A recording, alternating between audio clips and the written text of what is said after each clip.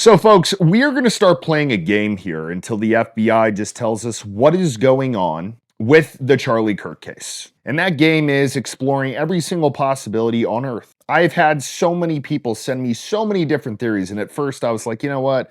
This seems like crap. Okay, this seems too out of left field. But now we still don't have answers.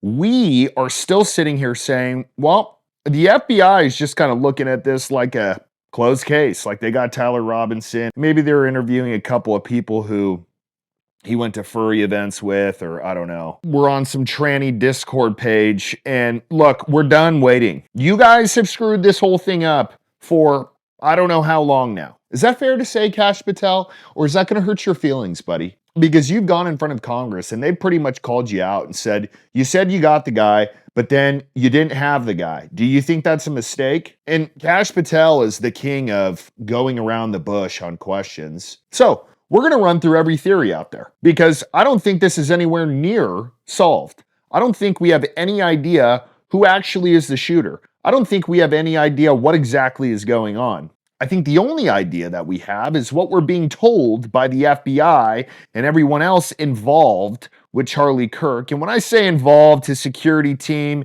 his team at TPUSA, the surgeon involved, everybody, I don't think we're getting the full story. So here's the first thing I'm going to bring up. Candace Owens brought up that there is a guy that's supposedly a friend of Tyler Robinson. I'm going to read this. Two mystery figures appear in the photos with relative of former Utah State Rep Phil Lyman, the same relative who posted retracing the killer's steps in Charlie Kirk's assassination before his entire profile suddenly went private and was scrubbed. That doesn't seem weird. But then she ends up tracking one of these guys down on a goth website, a goth. Oddly, when I say oddly, I mean this has never happened in the history of all of our investigations. No one emailed us to say that they knew either of those two individuals, neither the blonde that's with Shaner or the person that is wearing the blue hat that is with Shaner. I said, that's weird. Nobody in the whole wide Candace Owens universe of investigation. It was making me believe maybe those two individuals are like, I don't know, from overseas. Like maybe they're not even American. And it turns out, yeah, I wanted to get to the bottom, as I said earlier, of who that second person was in the photo with his nephew, cousin, whatever you want to call him. And we got just one hit. So this is the website. It's a Gothic underground of all things in Provo, the website Buzzard and Bees. And they're speaking about a Gothic prom. That is where that person's face comes up, except he's wearing makeup to make him, well, look a little more Gothic. Take a look at this. I'm going to show you the side-by-side of this individual. And I am certain, can't say 100%, okay, because we need to find this person's name, but this is a match, okay? The ears, the chin, just everything about this individual is a match. But he is as of yet identified as unidentified, as a Gothic person. So who is the guy? How is he involved? Kash Patel, the whole FBI is saying that they're interviewing people who potentially are involved. Who are they? I mean, do you want us to sit here twiddling our thumbs and be like, okay, the FBI's got it? Hell yeah. Because you don't have it. Just so we're clear, you guys suck at being the FBI. Then for the new footage that I have received by probably 1,500 people, I don't know. I have so many emails of tips and people saying, look at this footage and review it, that, like I said, I'm going to review everything. Do I think it's credible? I'm not sure. I'm going to watch it with y'all and see.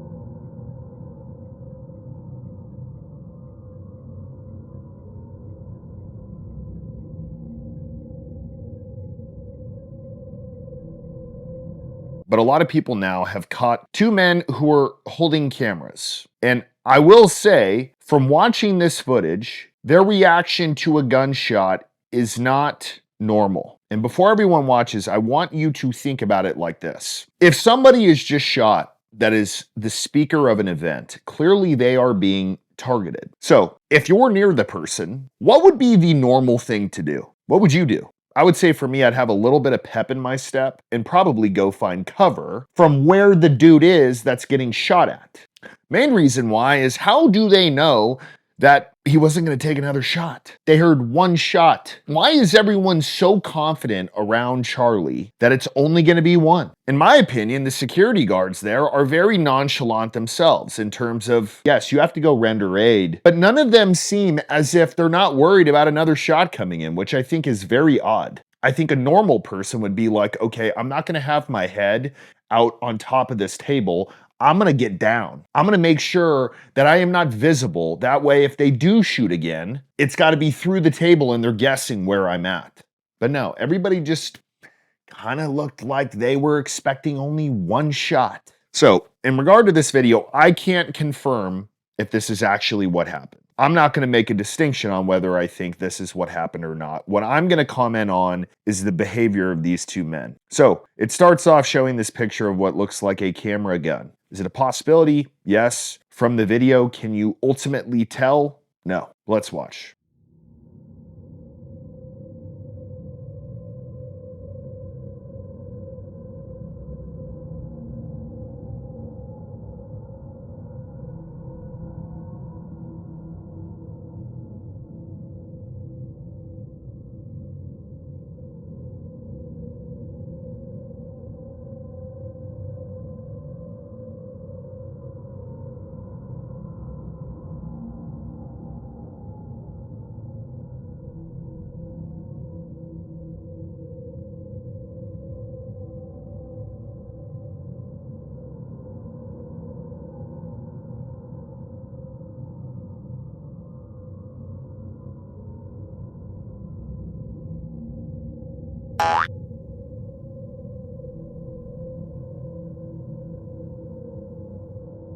All right, so here's the first question that I have. What the fuck is the guy doing in the back? What is he filming? If you're there for Charlie, wouldn't you have the camera pointed at him? You're literally filming a dude that's taking pictures. It doesn't make any sense. Then when the shot goes off, these guys walk away as if, I don't know, they're potentially slowly walking over to a hot dog stand because they're hungry.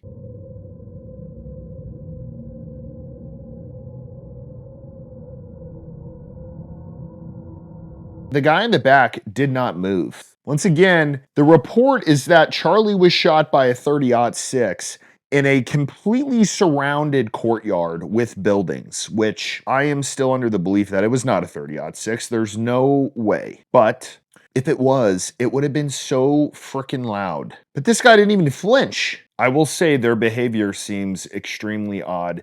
Just as odd as their security team's footage. I think everybody involved with Charlie being this nonchalant about it, not worried about a second shot coming in. I mean, do y'all have radios saying, hey, the guy's only taking one shot, or I see the guy running? Couldn't have been. Because if you saw the dude, you would have been like, Charlie, move. But nope, everybody just kind of seems like it's a nonchalant deal. I don't know what to think of this footage. Do I think it absolutely tells us what's going on? No. I think we've had so many different breakdowns of this. Here's what I will say, and I said this in a video, I don't know when it was. I don't think there is going to be a trial for this kid. I think he's mysteriously going to be dead before it happens. That's my opinion, but for the people who are involved, the other people involved, I don't think they can let that happen.